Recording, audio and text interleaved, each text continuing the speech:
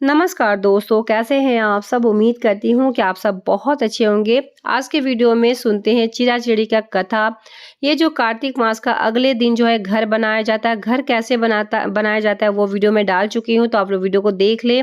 और ये घर जो है सुबह या फिर शाम कभी भी आप बना सकते हैं। तो कथा इस प्रकार है। एक बार की बात है, 4 चिड़िया थी। वो चारों कार्तिक स्नान करती थी। पड़वा यानी प्रतिपदा के दिन उन्होंने सोचा कि खिचड़ी बनाते हैं। सभी ने मिलकर, किसी ने चावल, किसी ने दाल और किसी ने घी का किसी भी तरह जुगाड़ किया और खिचड़ी बनाई। सबने सोचा कि पहले नहाकर आते हैं, फिर खिचड़ी खाएंगे। पहले एक चिड़िया नहाकर आई, बाकी नहीं आए। उसे बहुत भूख लगी थी, उसने खिचड़ी की भाप खा ली। दूसरी चिड़िया आई तो उसे बहुत भूख लगी थी, उसने खिचड़ी का पानी पी लिया।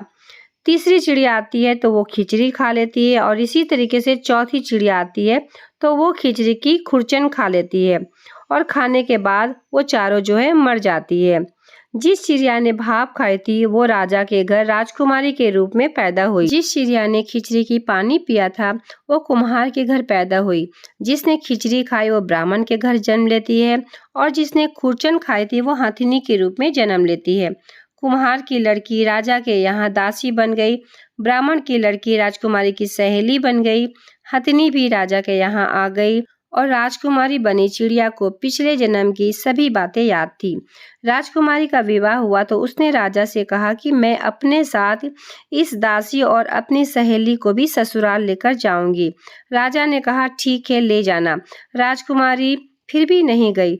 वह राजा से पूछी कि क्या मैं अपने साथ हथिनी को भी ले जा सकती हूँ, लेकिन हथिनी जाने को उठी ही नहीं। तब राजकुमारी उसके कान में पिछले जन्म की सारी बातें कह देती है, जिसे सुनकर हथिनी अब उठ जाती है। राजा ये सब देख लेता है और वो तलवार निकालकर राजकुमारी से कहता है कि बता तू कौन है, नहीं तो मैं तेरा सिर काट दूंगा। राजकुमारी ने राजा को सभी बातें बता दी। पिछले जन्म की सभी बातें सुनकर राजा बोला, ये यदि कार्तिक मास का स्नान का इतना ज्यादा महत्व है तो हम दोनों जोड़े में कार्तिक स्नान जरूर करेंगे, कार्तिक नहाएंगे और दान पुण्य भी करेंगे। इस तरीके से ये कहानी समाप्त होती है। तो कार्तिक पूर्णिमा का अगले दिन इसी तरीके से अनाज का जो है घर बनाया जाता है। अगर किसी भी तरह का आपका घर नहीं बन पा रहा तो इस तरीके से घर बनाए, और चिड़ा चिड़ी का जोड़े में इस तरीके से पूजा भी किया जाता है। तो उम्मीद करती हूँ कि इस वीडियो से कहीं ना कहीं आपको लाभ जरूर मिलेगा, और आप लोग जरूर से जरूर इस घर को बनाएं। किसी भी तरह का घर में अड़चन आ रहा, घर नहीं बना पा रहे, तो अति शीघ्र जो है आपका घर बन जाएगा। मिलते हैं एक नए वीडियो के साथ, तब तक के लिए धन्यवाद।